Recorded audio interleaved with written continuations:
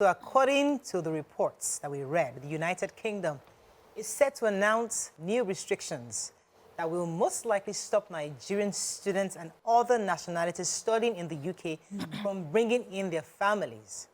This follows a report that that the net migration into the UK has skyrocketed to 1 million, with members of the Conservative Party asking the Prime Minister, Sunak, to get a grip on the rocketing numbers. Now, what are your thoughts on this? You can call us on 081-270-53687, 091-390-7694. You can also tweet to us at TVC Connect. Please hashtag your view TVC so we can read your tweets. So on this show, we like to talk about we the people, you know, how we always somewhat just, you know, take advantage of an opportunity. We remember when the, what's that thing? That thing that makes you go to the US? Used to call it something back then. Visa lottery. Yeah, Visa lottery then. Yeah. You know, we took advantage, a lot of, I mean, eventually they closed it, but it was an opportunity. So the UK also provided an opportunity for students to come to the country. And obviously, the clause was that you can bring along your family because they were being considerate that you don't want to leave your children, your family alone in your country. So if you're going to come and study, they will allow you to bring your family over also. So of course, Nigerians took this, like, very good migration opportunity. Oh, yeah, everybody, let's start going. But now they are considering bringing in restrictions because the numbers, which you read, I'd like you to take those numbers again. The numbers, especially from various countries in Africa, is exceeding the expectations. And I'd like Miriam to remind us of some of the numbers you read already. So they said students brought 135,788 family members to Britain last year, which was 9 times more than in 2019. Then they said last year for Nigeria, just Nigeria, we had 59,053 Nigerian students who brought in 60,923 relatives. That's about 1.1 person. So for every person, at least one person. Yeah. At least one person, everybody can come in. Now, what are your thoughts on the this? What do you think about this? Bisi, I know you're like, what's wrong with this people? But I don't know, what are your general thoughts on this? Who'd like to go first? I think they are just users. They have used us, and now it's time to dump us.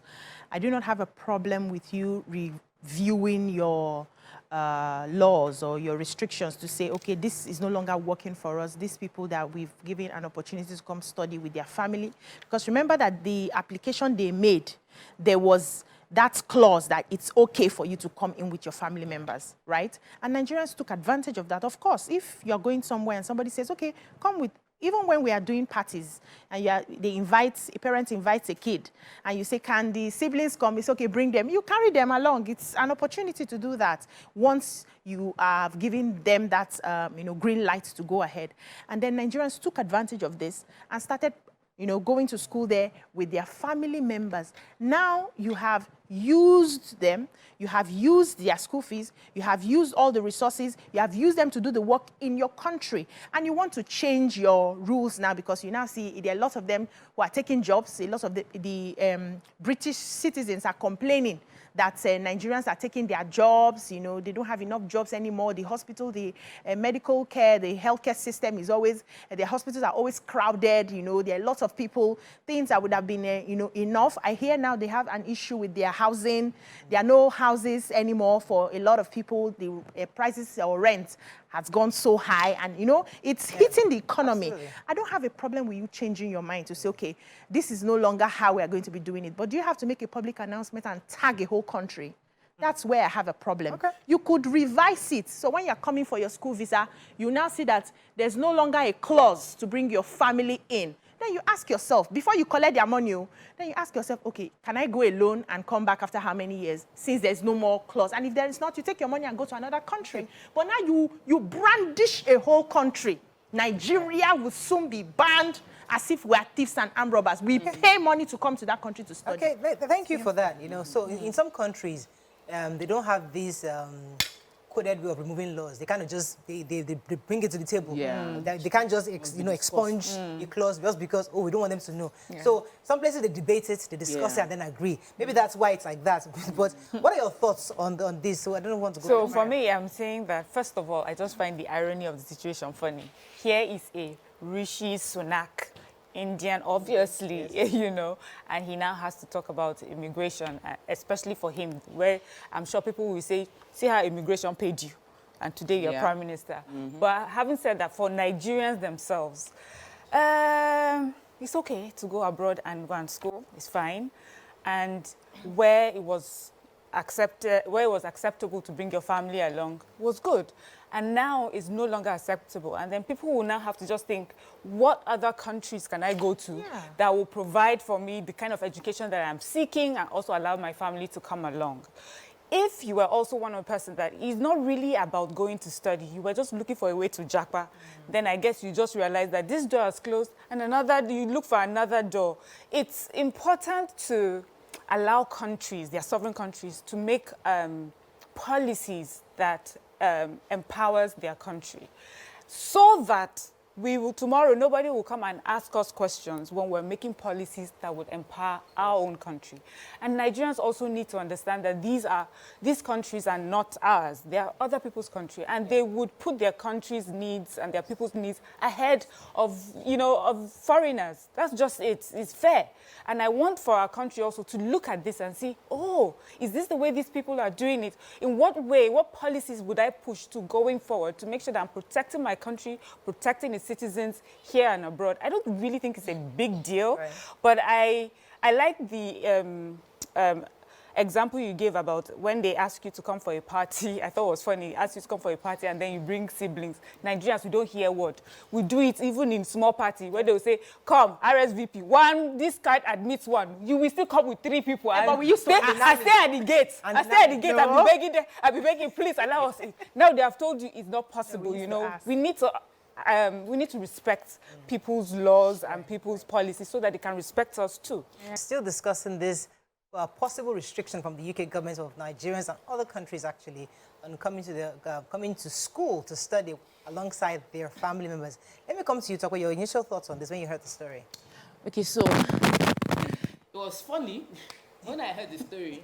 I was wondering that it's like the UK government did not know the purpose of the new increase in their the new increase in the number of Nigerians applying for visas, study visas. The goal of many Nigerians that applied for study visas between last year and this year was to relocate their families. Simple. So for you were expecting students. For the students, they were relocating family. So when you understand the purpose for those people coming, if you look at the number, for me, I didn't think the number was huge because really it was just it's less than 2,000, the number above. The so students. The students that were applying within that 1 year thousand. were 59,000. Now, then another 60,000, that's in addition. In addition, yes. Dependents were 60-something thousand. Yes. So it is less than 2,000. So if every student had one person, it's not plenty now. But the truth is that that's not the case. The case is about 50% of that 50-something thousand are bringing 4 people with them. So the Nigerian person applying for student visa in the past 1 year were planning as a means to relocate. So the reality of that hit is coming on their economy. When I was in the UK, I was in Glasgow. There were 2 families that were scrambling. They were staying in an hotel, like families in one room in hotel. They couldn't find a house because there's a house shortage. You are coming to the UK saying that you want to come as a student, but you bring 2 children and your husband. And now there's no house for you to stay. As a student, you can stay in one room or somebody can give you. But when you bring a family, you are putting a lot of pressure on their facility. So going by... So the government now needs to separate the students requirement from immigrants. So for example, let's use BC's example of the party. So I'm taking my family to a party because we're hungry. We don't have food to eat. Yes. There's absolutely no food in my house. That's it. BC is having a party.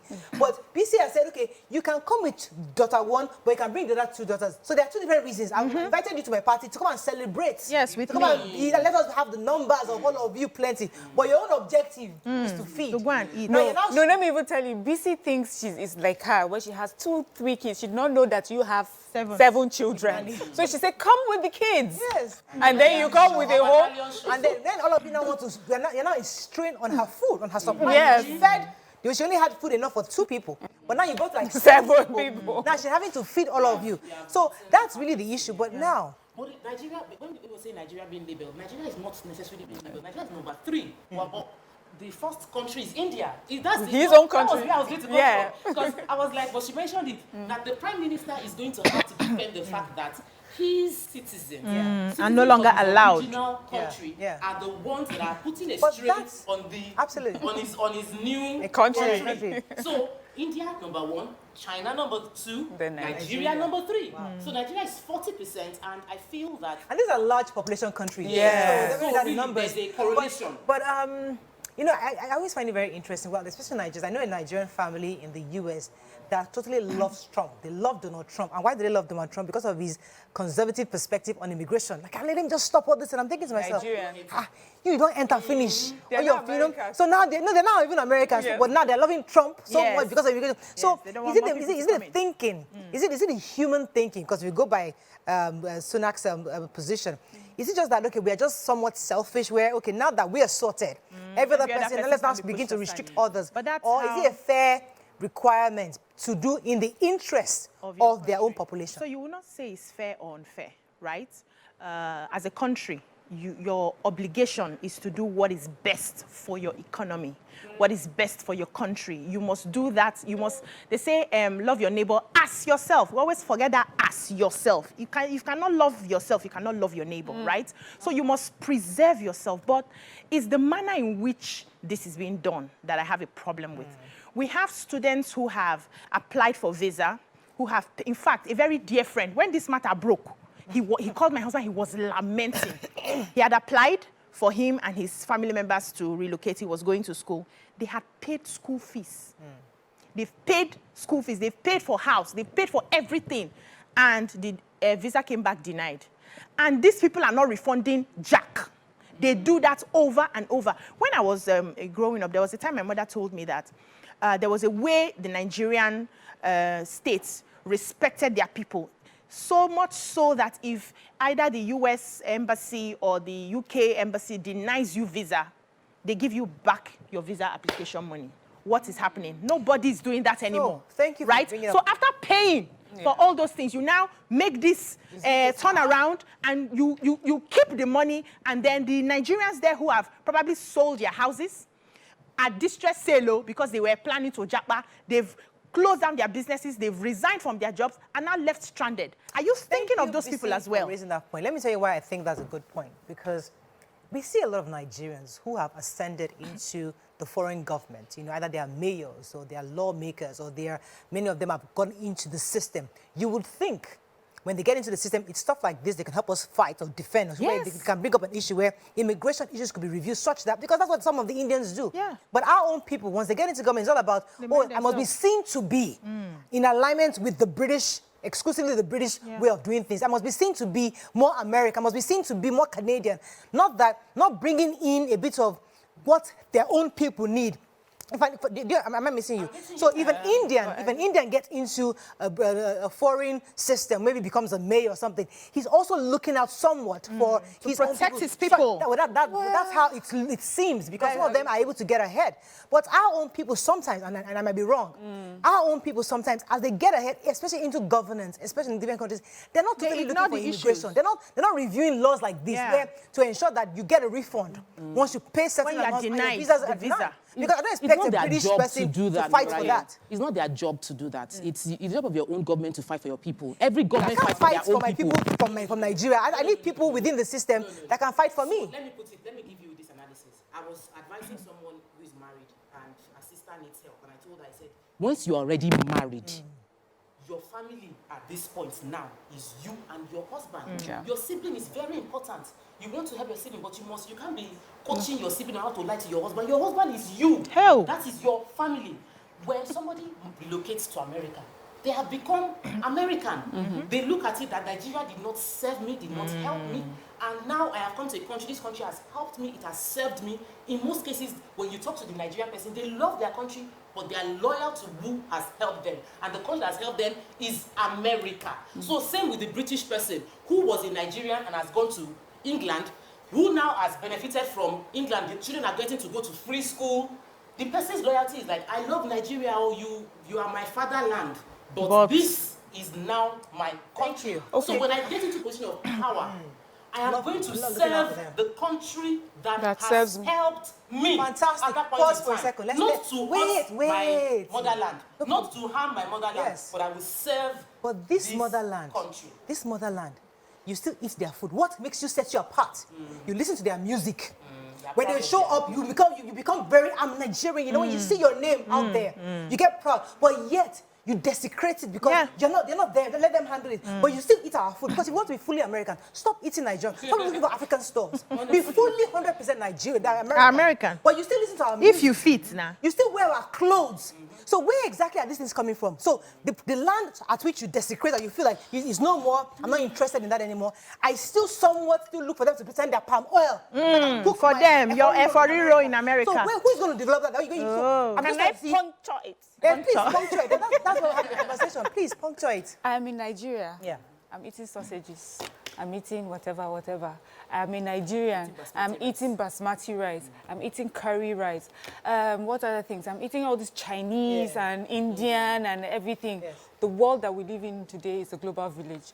I cannot use the food or the music or the fashion to determine how Nigerian or American anyone is. It just shows how globally We've become aware I am. So that's on one side. The second one is, you know, this example you've given, and I'm thinking, what is the right thing to do as a citizen of a country? Forget if you were born there or if it was naturalization or if, you know, your ancestry has always been from that country.